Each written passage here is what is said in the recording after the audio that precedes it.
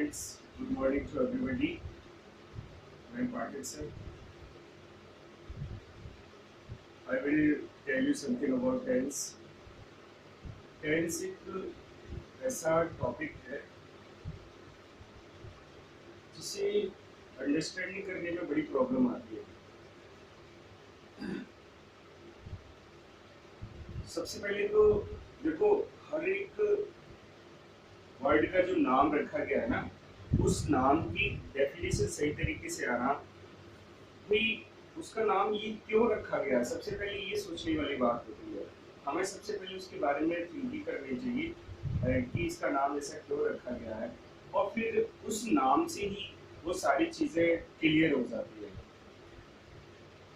तो जैसे ये टेंस है, जैसे मैंने ये टॉपिक डाल रखा है टेंस, कि टेंस क्या है। तो टेंस क्या है, मतलब किसी कार्य के समय, किसी कार्य के समय और उसकी पूर्णता और अपूर्णता का बोध कराता है, वही कहलाता है टेंस कहलाता है। टेंस किसी कार्य के समय और उसकी पूर्णता और अपूर्णता का बोध कराता है, उसे हम टेंस कहते हैं। इसे 3 भागों में डिवाइड किया गया है, जैसे प्रेजेंट, पास्ट एंड फ्यूचर। 3 भागों में इसको डिवाइड किया गया है, present, past and future. Present क्या होता है, जो चल रहा है, जो हम काम अभी कर रहे हैं, वही प्रेजेंट होता है। जो हो चुका पास्ट है, और जो आगे जिसके बारे में अपन प्लानिंग बना रहे हैं वो फ्यूचर।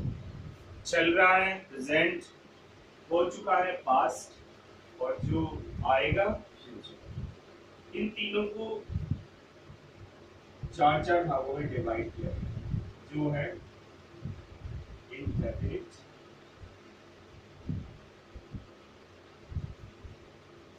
कंटीन्यूअस,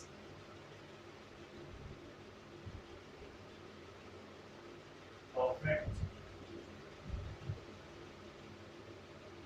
और परफेक्ट कंटीन्यूअस।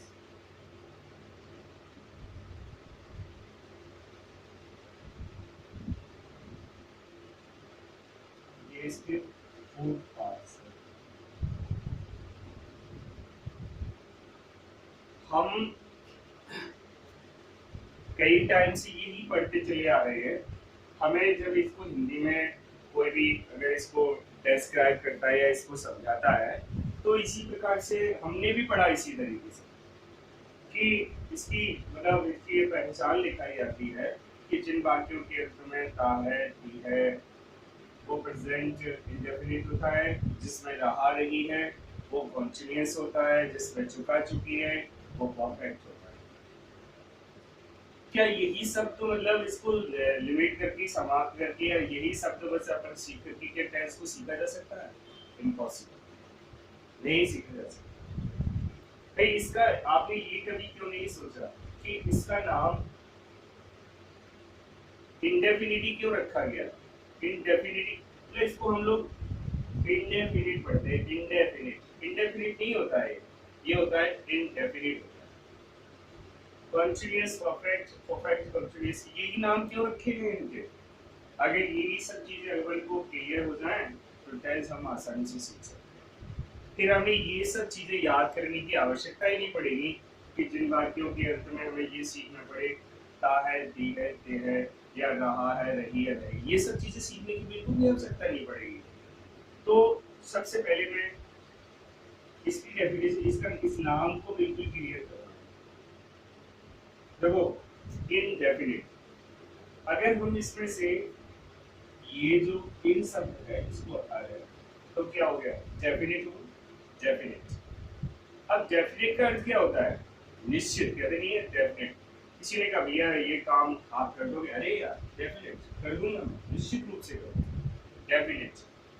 और इन जोड़ दिया तो इनडेफिनिट का मतलब हो गया अनिश्चित, निश्चित और अनिश्चित। तो वे वाक्य वो हिंदी के वह वाक्य जिनसे केवल किसी कार्य की चर्चा होती है, किसी कार्य की केवल चर्चा की जाती है, लेकिन उसे ये नहीं पता चलता है कि कार्य हो रहा है या कार्य समाप्त हो चुका है, ऐसा उसमें किसी प्रकार का बोध नहीं कराया जाता। केवल उस टेंस से बोध होता है तो केवल ये होता है कि उससे केवल कार्य की चर्चा की जाती है। जैसे फॉर एग्जाम्पल हमने कहा राम गोज टू आगरा, राम आगरा जाता है।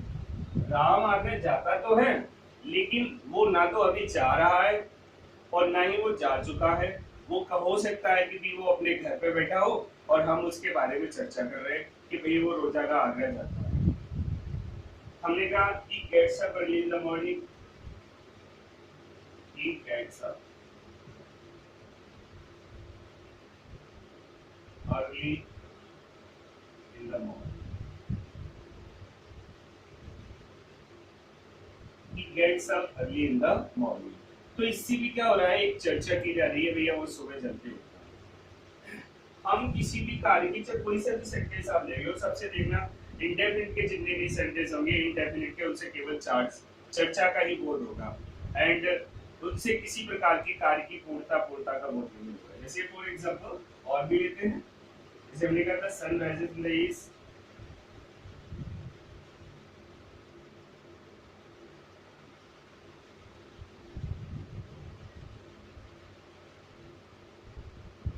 इन द ईस्ट, सूर्य पूरब से निकलता है। मतलब हम भी उसके बारे में चर्चा कर रहे हैं या किसी को बता रहे हैं कि भाई सूर्य उस दिशा की ओर से निकल रहा है। The sun rises in the east and sets in the west, the earth moves around the sun, पृथ्वी सूर्य के चारों तरफ घूमती है।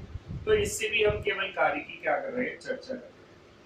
अब तो जिन वाक्यों से केवल कार्य की चर्चा की जाती है वो सारे सेंटेंस होते हैं इंडेफिनिट के होते हैं। अगर चर्चा प्रेजेंट में चल रही है तो ये प्रेजेंट इंडेफिनिट हो जाता है, पास्ट में चल रही है तो पास्ट इंडेफिनिट हो जाता है, और अगर फ्यूचर में चल रही है तो ये हो जाता है फ्यूचर इंडेफिनिट। इस प्रकार से हम इनडेफिनिट सेंटेंस को आसानी से पहचान सकते हैं। केवल मैं अभी आपको रिकॉग्नाइज करना बता रहा हूँ कि हम सेंटेंस को रिकॉग्नाइज कैसे करते हैं, कि ये इस वाक्य किस टेंस से बिलोंग करता है। सबसे पहले ये सीखेंगे और फिर इसके बाद में ये सारे जब सेंटेंस अपन रिकॉग्नाइज करना सीख जाएंगे, फिर मैं आपको बताऊंगा कि टेंस को बनाते कैसे हैं, सेंटेंस को कैसे बनाते हैं। तो सबसे पहले हम इनडेफिनिट को रिकॉग्नाइज करना सीखें कि जिन वाक्यों से केवल कार्य की चर्चा की जाती है वो सारे सेंटेंस इनडेफिनिट से बिलोंग करते हैं। अगर चर्चा प्रेजेंट में है तो प्रेजेंट इनडेफिनिट है, पास्ट में है तो पास्ट इनडेफिनिट है, और फ्यूचर है तो फ्यूचर इनडेफिनिट है। इसके बाद आता है कंटीन्यूअस। कहते नहीं है जैसे भाई काम कंटीन्यूअस, कंटिन्यू लगे रहो, कंटिन्यू, तो मतलब जिस वाक्य से कार्य की निरंतरता का बोध होता है, कंटिन्यूटी का बोध होता है, वो सारे वाक्य कंटिन्यूअस से बिलोंग करते हैं। अगर कोई कार्य अगर वर्तमान में लगातार चल रहा है तो प्रेजेंट कंटिन्यूअस हो जाता है, पास्ट में निरंतरता का बोध हो रहा है तो पास्ट कंटिन्यूअस हो जाता है, और अगर फ्यूचर में है तो फ्यूचर कंटिन्यूअस। जैसे हमने फॉर एग्जांपल अपन लेते हैं, जैसे इसको मैं रब करता हूँ, ओके ये हमने रब करता हूँ,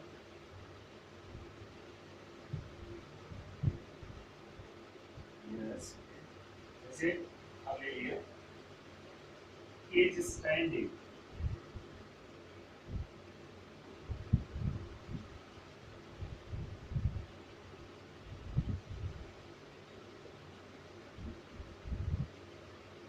she is running, yes she is reading, Mohan is coming,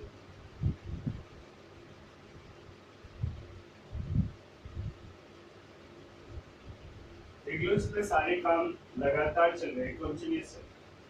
तो जिन वाक्यों से किसी कार्य की निरंतरता का बोध होता है तो वो सारे जो टेंस होते हैं, सेंटेंस होते हैं, वो कॉन्टिन्यूअस से बिलोंग करते हैं। अगर निरंतरता प्रेजेंट में तो प्रेजेंट कॉन्टिन्यूअस, पास्ट में तो पास्ट कॉन्टिन्यूअस, और अगर फ्यूचर में तो फ्यूचर कॉन्टिन्यूअस। दो हम सेंटेंस को सीखे, एक तो हमने इनडेफिनिट को सीखा और एक हमने कॉन्टिन्यूअस सीखा।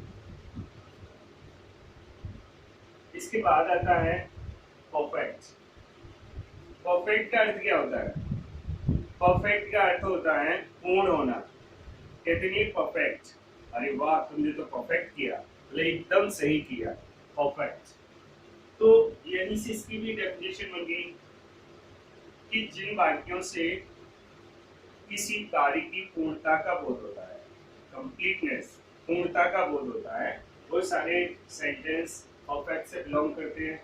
अगर पूर्णता प्रेजेंट में है तो प्रेजेंट परफेक्ट हो जाता है, पास्ट में तो पास्ट परफेक्ट हो जाता है, और अगर फ्यूचर है तो फ्यूचर परफेक्ट हो जाता है। जैसे for example, she has taken food.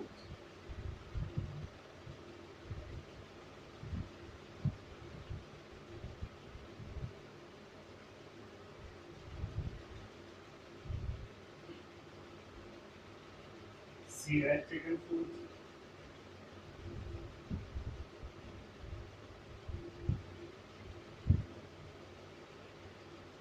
और she will have taken.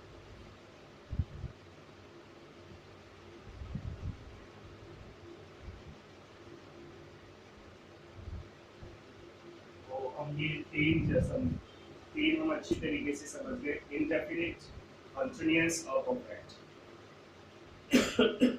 I will repeat about it. जिन वाक्यों से केवल कार्य की चर्चा की जाती है वो सारे सेंटेंस इंडेफिनिट से बिलोंग करते हैं, इनडेफिनिट से बिलोंग करते हैं। अगर चर्चा प्रेजेंट में तो प्रेजेंट इंडेफिनिट, पास्ट में तो पास्ट इंडेफिनिट, और अगर फ्यूचर में है तो फ्यूचर इंडेफिनिट। जिन वाक्यों से केवल कार्य की निरंतरता का बोध होता है तो वो सारे सेंटेंस कॉन्टिन्यूअस से बिलोंग करते हैं। अगर निरंतरता प्रेजेंट में है तो प्रेजेंट कॉन्टिन्यूअस, पास्ट में तो पास्ट कॉन्टिन्यूअस, और अगर फ्यूचर में है तो फ्यूचर कॉन्टिन्यूअस। जिन वाक्यों से केवल पूर्णता का बोध होता है तो वो सारे सेंटेंस परफेक्ट से बिलोंग करते हैं। अगर पूर्णता प्रेजेंट में है तो प्रेजेंट परफेक्ट हो जाता है, पास्ट में तो पास्ट परफेक्ट हो जाता है, और अगर फ्यूचर है तो फ्यूचर परफेक्ट हो जाता है। अब हमें इस तरीके से ये याद करने की आवश्यकता नहीं है कि जिन वाक्यों के अंत में ता है, ती है, ते है, या चुका है, चुकी है, चुके हैं, इन सारी मतलब चीजों को हम लोग छोड़ेंगे और हम इस तरीके से ये सारी चीजें याद करेंगे। अब इसके बाद आता है परफेक्ट कंटीन्यूअस। तो जिन वाक्यों से कार्य की निरंतरता के साथ समय का बोध हो, निरंतरता भी चल रही है और उसे plus point of the time या पीरियड ऑफ द टाइम दे रखा हो, तो वहां पर हम परफेक्ट कंटीन्यूअस हो जाता है। जैसे she is eating since morning, she is eating since morning.